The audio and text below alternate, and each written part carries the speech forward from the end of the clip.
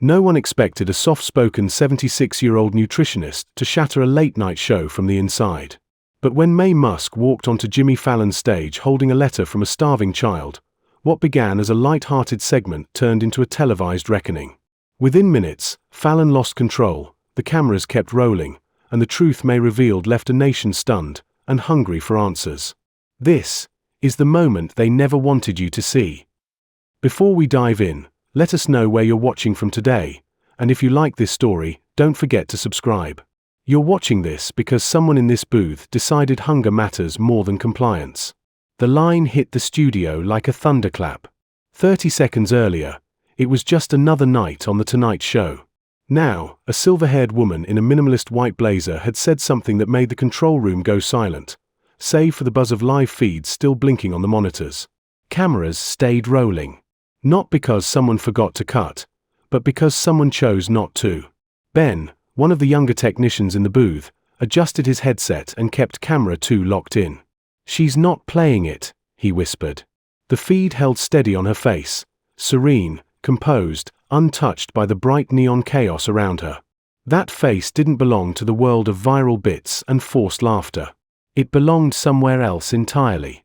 Somewhere real. Just minutes earlier, Maye Musk had stepped onto the stage to the usual manufactured thunder of applause. The house band riffed bright and bouncy, and Jimmy Fallon spun out his charm like clockwork. Ladies and gentlemen, tonight's guest needs no introduction. Author, model, and one of the classiest women walking the earth, Maye Musk. The audience roared on cue. The overhead lights pulsed. But something was off. Maye walked slowly, deliberately, her expression polite but unreadable. She didn't wave. She didn't beam. She simply nodded once at the crowd, then took her seat beside Fallon with the composure of someone entering a hearing, not a talk show. Camera 2 moved in for the close-up. In the front row, a student in a faded community college sweatshirt clutched a paperback copy of Maye's book, *A Woman Makes a Plan Star. Her eyes didn't leave the stage. The book rested against her chest like a shield. Fallon, ever the maestro of levity, launched into his intro. Maye Musk, model, dietitian, mother of the richest man on earth, and I've got to say, absolutely ageless. Can we just appreciate that glow? Laughter. Applause. Fallon turned to her, expecting a smile. He got a nod. Then nothing. Behind the glass wall of the booth, the director frowned and leaned toward his assistant. "She's not playing it," he said, echoing Ben's whisper. "Keep it tight. If she freezes, go wide." But Maye didn't freeze. She waited. She watched. Her eyes flicked across the set, the lights, the audience, the band, the side screens now looping B-roll of her walking a runway from 2 decades ago. Her gaze settled briefly on a poster behind Fallon's desk, a Food Corp logo, glossy and harmless. Fallon pivoted, sensing the dip. "So I heard you're doing work with nutrition programs. Pretty heavy stuff. But first, we've got something a little lighter, pun intended." He snapped his fingers, and an assistant wheeled out a comically oversized loaf of bread. "Maye, you've talked about food deserts and making healthy eating fun. We figured, why not build the world's most nutritious sandwich live on air?" The crowd laughed. The loaf looked ridiculous. Fallon beamed. Maye tilted her head. She reached out, not to grab the bread, but to lift the corner of the wax paper underneath.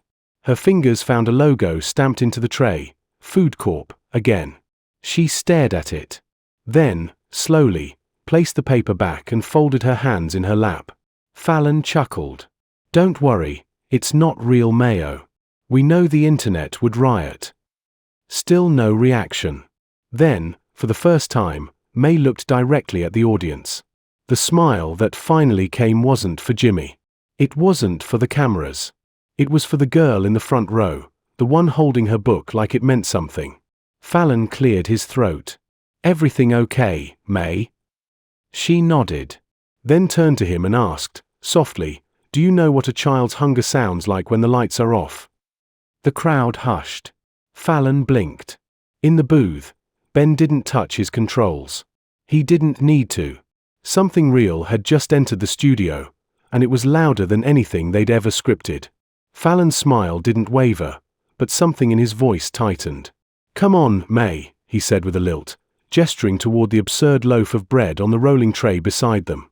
"We even had our graphics team prep some topping animations. Pick a spread, any spread. Let's get nutritional." The audience chuckled, clapped, leaned in. The student in the front row glanced sideways, unsure whether to laugh or hold her breath. May turned her head slowly, eyes settling on the loaf. It was nearly 3 feet long, cartoonish in scale. The kind of thing that made people forget hunger ever existed. She didn't reach for it. Instead, she slid the tray an inch closer with the side of her hand, keeping her fingers beneath the wax paper that lined it. Then she lifted the edge. Just enough to see. There, faint but unmistakable, embossed onto the metal tray, was a name she hadn't seen on a stage in years. Food Corp. May exhaled through her nose and lowered the paper. Her expression didn't change. She didn't raise her voice. She didn't flinch. She simply turned back to Fallon and waited. He pressed on, tone buoyant. "Don't tell me we've got a food snob in the building. Look, it's just a little sponsored segment. They help keep the lights on. And hey," he winked, "if we make something healthy, they promise not to sue." Laughter again, scattered but obedient. The kind that came from people unsure if they were still allowed to enjoy the moment. May didn't laugh. Instead, she looked past Fallon toward the giant screen behind the set. Bright, colorful graphics pulsed to life.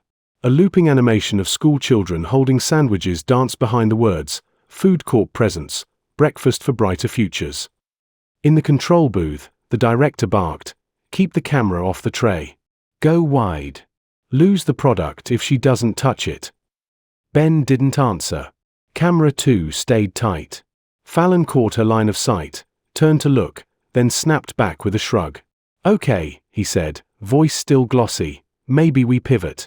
Tell us about your latest work, something about communities and grocery deserts." A flicker of movement passed through May's eyes. Almost imperceptible. Not anger. Not yet. Just the subtle weight of choosing whether or not to speak. She glanced again at the tray. At the logo. Then she turned her body, slightly, just enough to face the audience. "You know," she said, evenly, "last week, a school in Arizona closed its breakfast program. Their grant expired. 237 students showed up to school and were handed a juice box and a saltine cracker." The room quieted. "That program was run by volunteers," she continued. "The food was paid for by a community grant we helped establish 4 years ago. It was replaced last month by something called sponsored education meals, provided by a company whose name you just saw." Fallon shifted in his chair. "All right," he said lightly, "we don't want to get too heavy here." "No," May said. "You don't." A slow, uneven clap began somewhere in the back of the audience. Unsure. Disrupted. The student in the front row lowered her book into her lap and looked straight at May. Fallon forced a chuckle. "All right, that's our cue to switch gears. Coming up next, we've got a fun little flashback game," but his voice was already being outpaced. Not by shouting. Not by chants. Just by a silence that no one could laugh through. May didn't flinch. Didn't blink. Didn't fill the silence Jimmy Fallon had left dangling between them. She reached instead, calmly, quietly, into the inner pocket of her blazer. Her fingers emerged holding a small, wrinkled envelope. Yellowed along the edges, folded 3 times over, it didn't belong on a set built for neon laughter and viral games. She held it for a moment in her palm, letting its weight settle over the room. Then she opened it. "This arrived at my foundation 2 weeks ago," she said, her voice soft, unwavering. The envelope was sealed with glue. The kind you mix with water and hope holds. Fallon shifted, but said nothing. May unfolded the letter, slowly, deliberately. She didn't read it from memory, though she clearly could have. She read it as if the girl who wrote it might be watching from somewhere, a shelter, a public library, the back seat of a parked car. A place where screens glow, but heat doesn't. "Dear Miss May," she began, the tremor in her voice so controlled it barely registered, "I don't eat on Mondays." The words landed like stone on glass. Somewhere off camera, a laugh died in someone's throat. Someone else coughed. I don't eat on Mondays because that's the day Mom says we have to stretch. Sometimes it's also Thursdays. But I like Mondays better because I'm used to it. The girl in the front row, the one holding the book, dropped her gaze. She pressed her lips together. Her hand clutched the paperback tighter against her chest. May continued reading. On Tuesdays, I get toast from the center. Sometimes there's jam if no one fights. My brother fought once, but the lady still gave him some. She said no one wins when kids are hungry. Jimmy tried to speak, maybe to pivot, maybe to interrupt. But the room was no longer his. Your book is at the center. It's red and soft and smells like someone's purse. My mom reads it and says you used to have hard times too. She says you're the reason I still believe rich people can be kind. May's hand didn't tremble. Her voice didn't crack. But the paper in her hand fluttered slightly, caught in the studio air conditioning that suddenly felt too loud. That's all she wrote, May said, folding the letter again with care. There was no return address. Fallon sat back, his smile hollowing. He laughed, softly, not because it was funny, but because there was nothing left to say. Then he reached for his next card, hoping maybe to joke his way back into control. We don't usually do this kind of tone, he muttered, eyes darting toward the band for a cue that never came. May looked at him. Not with anger. With gravity. No, she said. You don't. But maybe you should. The silence that followed was full. No air left to escape. No lights bright enough to distract. The applause sign remained unlit. The band didn't move. For the first time in the segment, no one in the control booth spoke. In the front row, the girl wiped a tear with the back of her hand. She wasn't alone.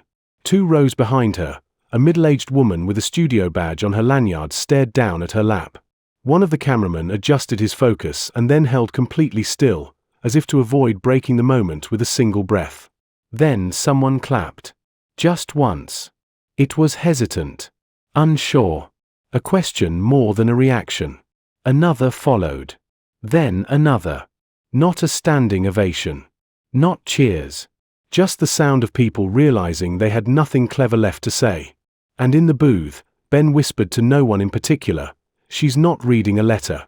She's handing over a mirror. May set the letter down on the desk like it was made of glass. Not tossed, not dropped, placed. Carefully. The silence in the room hadn't moved.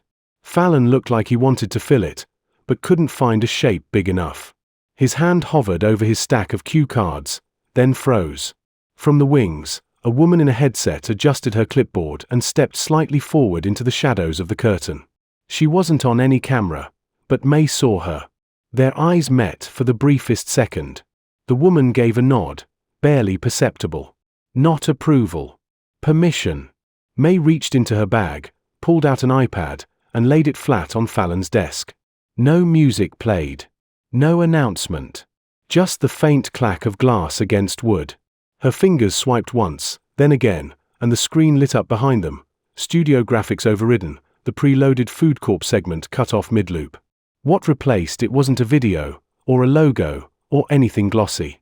It was a document. A scanned PDF.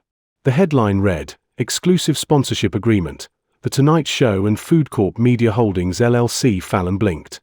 Okay, May, I'm not sure what this is, but, the page scrolled. May didn't touch it. A timer set within the presentation advanced it on its own. Line after line of legal language passed over the screen. Clause 5.2. No negative coverage of Food Corp brands or subsidiaries will be permitted on air or through affiliated media. Clause 7.1. Content segments involving nutrition, school programming, or community grants must be pre-approved by Food Corp's communications team. Clause 8.3. All visual placements must feature brand visibility in positive or comedic contexts only. Then the photo. Fallon, smiling wide, one arm around the CEO of Food Corp, the other holding a novelty-sized check. $10 million. Labeled, Brand Integration and Partnership Fund. The audience gasped. Fallon reached instinctively for the iPad. Maye slid it just out of reach with one finger. "This isn't about you," she said. "But it will be, if you pretend it's not happening." A ripple moved through the crowd, not laughter, not applause. Something colder. People shifting in their seats, unsure of where to place their loyalty. In the control room, the assistant director leaned in. "She hacked the system." Ben didn't turn. "No," he said. "She was given access." The woman in the wings remained frozen, headset still on, hands behind her back. The screen behind them faded to black. Then flickered. A new image appeared. Maye standing beside a group of young adults, years earlier, in a community center. No cameras. No press. Just folding chairs and handwritten posters. And among them, a familiar face. Younger, tired eyes, but unmistakable. The same woman in the headset. The same woman now watching silently from the wings. Fallon sat back. "This is not how the show works," he muttered. Maye turned slightly toward him. "Neither is hiding who pays for your silence." A murmur rolled through the studio. The girl in the front row looked from the screen to Fallon, then back again. One of the crew members near the audience leaned in to whisper to another. On social media, a comment flickered across the live stream overlay, captured in real time. "She's exposing them live. Is this still a show?" Another followed. "She's not here to talk. She's here to undo." Fallon looked up toward the booth. No signal came. No cue to pivot. No backup bit to rescue the moment. Only a stage, a screen, and a woman who had planned for all of this long before she walked through his curtain. The screen faded again. A final slide appeared. 1 in 6 children in the US goes hungry every month. Paid segments won't feed them. Truth might. Fallon's mouth opened. But nothing came out. "Cut it. Kill the feed. Now." The director's voice cracked through the booth like a whip. Panic, not command. Screens flickered as operators scrambled for controls, fingers flying across switches meant to reclaim order. Ben didn't move. He kept camera 2 locked in, the close-up steady on Maye Musk's face. She wasn't grandstanding. She wasn't shouting. She just sat there, calm and still, like a statue built out of everything the room didn't want to see. "Ben, I said cut the damn camera." He leaned slightly forward, never looking away from the monitor. "No," the word hung in the air like a dropped mic. The assistant director froze. The intern in the back swallowed hard. No one had ever said no in that booth. Unstage, Fallon was floundering. His smile had slipped into a nervous twitch, too wide and too fixed to look real. His cue cards sat abandoned on the desk. His usual rhythm was gone, like a band with no drummer. "Okay, Maye," he said, voice higher than before, hands gesturing vaguely at the screen. "This is a talk show, not a TED Talk. Let's not turn this into a protest." She didn't look at him. She looked at the camera. "You're watching this," she said, eyes steady, voice low, "because someone in this booth decided hunger matters more than compliance." In the booth, the air shifted. No one spoke. No one breathed. The feed continued. Millions were still watching. The comment stream exploded. "I can't believe this is happening. She just called out the network. This woman is unreal. Don't you dare cut the feed on set." Fallon tried to laugh it off. All right. We've had some unexpected moments tonight. Let's bring it back. Maye, tell us about your book tour." Maye tilted her head. "You mean the one that was cancelled in 3 cities after Food Corp became a sponsor?" Silence. Again. Fallon's eyes darted toward the wings, looking for a signal, a light, a lifeline. Nothing. A producer at stage left waved frantically toward the booth. Ben kept his camera still.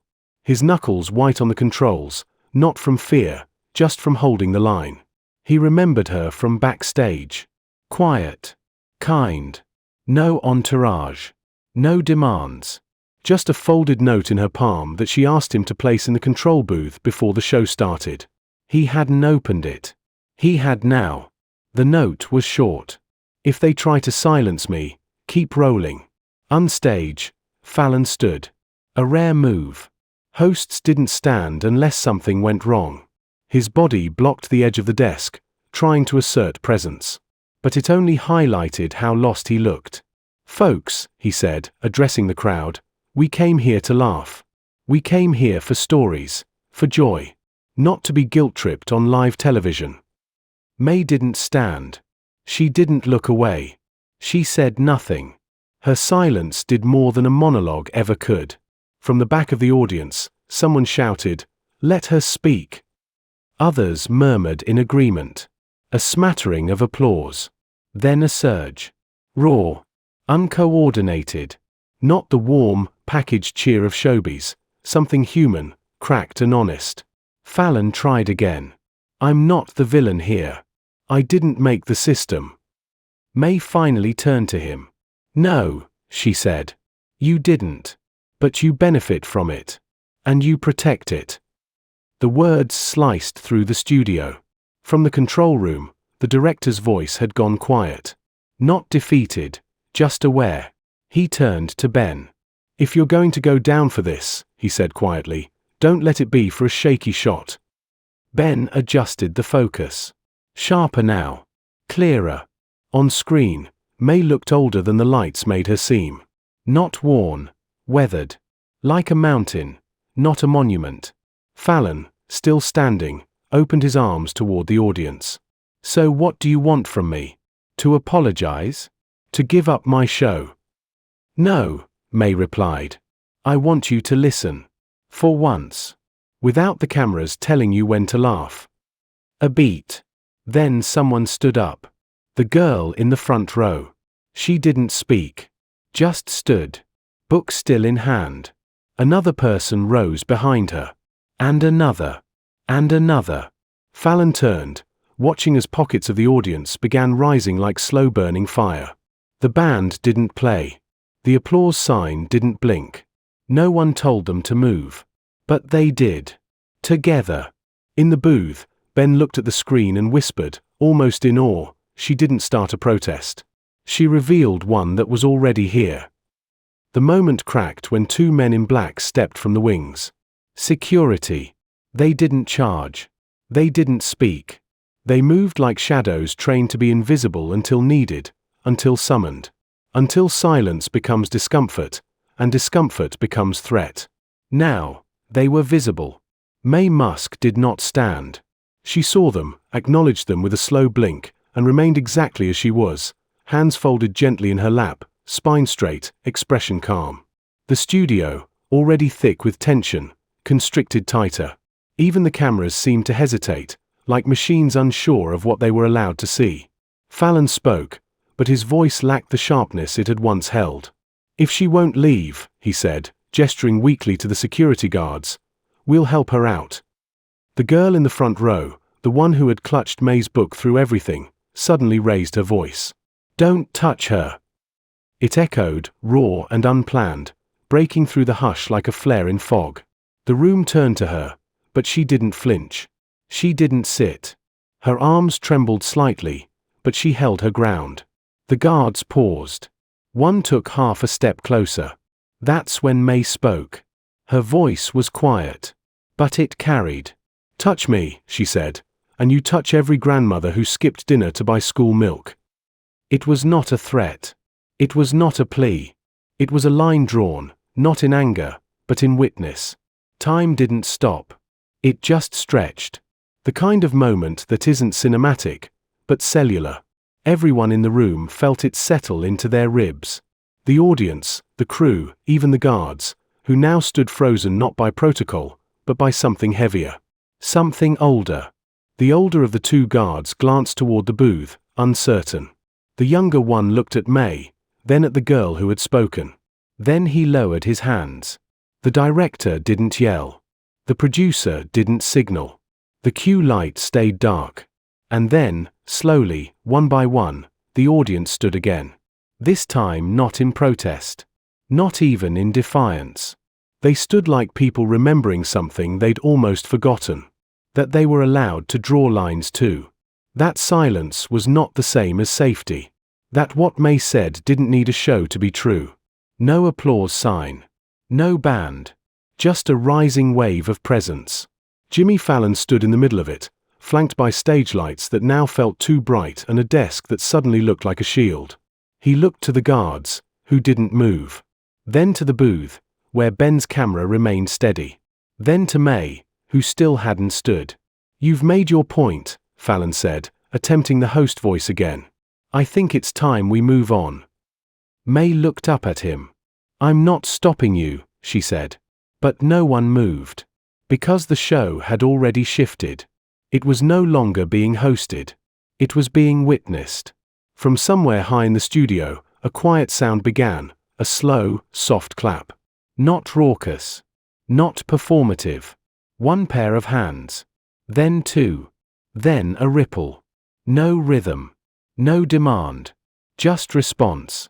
Fallon exhaled, trying to smile again. "All right," he said, laughing without laughter. "This has been intense." Maye rose. Not abruptly. Not to perform. She simply stood. Straightened her blazer. Collected the envelope and the iPad. She didn't look to the cameras, or to Fallon, or to the guards who now stood respectfully to the side. She turned toward the girl in the front row. Held her gaze. Then offered her the folded letter. The girl reached out with both hands, as if receiving something sacred. Maye nodded once. Then turned. And walked, alone, past the desk, past the band, past the screens that now only reflected stillness. She didn't wait for the outro. She didn't look back. And no one stopped her. The guards stayed where they were. The applause didn't swell. It held. Not for performance. For presence. For protest. For the line that had been drawn, and the quiet courage to stand behind it. The studio lights dimmed, but not by design. There was no outro music. No band. No voiceover reminding viewers to tune in next week. The Tonight Show didn't fade to black that night. It simply stopped. Jimmy Fallon didn't return for the second half. No guest band played. No closing segment aired. The live feed cut to static for 34 seconds before the network filled the silence with a rerun from 2 weeks prior, a segment with a magician and a celebrity pet psychic. But millions had already left the channel. Because the live stream hadn't stopped. Ben uploaded the clip from the booth, unedited, uncut, before anyone could stop him. The file was already rendering when Maye Musk crossed the threshold of the backstage corridor and disappeared from view. He added only 5 words to the post. This was never about TV. He tagged it #FoodOverFame and hit send. It took 13 minutes to start trending. By the time midnight hit in New York, the phrase had eclipsed every entertainment headline, every political squabble, every awards show prediction. In Chicago, projectionists screened the clip across the side of an empty food court warehouse. In Houston, a school cafeteria worker printed out Lana's letter and taped it to the serving window. By morning, the world had watched it. Not the show. The moment. The letter. The silence. The guards who did not move. The girl who stood first. Fallon's name trended too, but not with celebration. Sponsors began pulling back within 24 hours. The network issued a vague statement about unscheduled transitions and the evolving landscape of viewer expectations. But by then, a different announcement had overtaken the headlines. A press conference outside the White House. The Secretary of Education stood behind a podium, flanked by community advocates and 2 middle school students holding brown lunch bags. "We hear you." The federal budget for community meal programs had been reinstated. Not re-evaluated. Not redirected. Reinstated. The language was plain. Because of public response, we are restoring funding to essential school nutrition programs across all 50 states. Effective immediately. They didn't mention Maye by name. They didn't have to. The world already had. She had not given interviews. Had not returned calls. Her social media remained silent except for one quiet post, a black and white photo of a school lunch tray and a date written in pen at the corner, Monday. Back in the studio, hours after the audience had gone and the lights had cooled, a cleaning crew walked through the set. Chairs were still pushed back. A bottle of water stood untouched on the desk. And in front of Fallon's seat, Placed gently where her hands had rested all evening, was the letter. Lana's letter. Folded. Not sealed. There was no note. No signature. No thank you. Just the silence she had carried with her, left like a fingerprint on the desk. Later that week, a handwritten copy of the letter was framed and hung in the hallway of the community center where Maye once volunteered. Beneath it, someone scrawled the words in chalk. She didn't raise her voice. She raised ours. No one ever aired the full episode of that night's show. But the raw footage lived everywhere, shared, remixed, translated. People didn't watch it for entertainment. They watched it because something in them recognized truth when it refused to blink. And from that night forward, something subtle but permanent shifted. Not in Hollywood. Not in headlines. In people. In the way they listened. In the silence they allowed. In the line they knew they were now allowed to draw.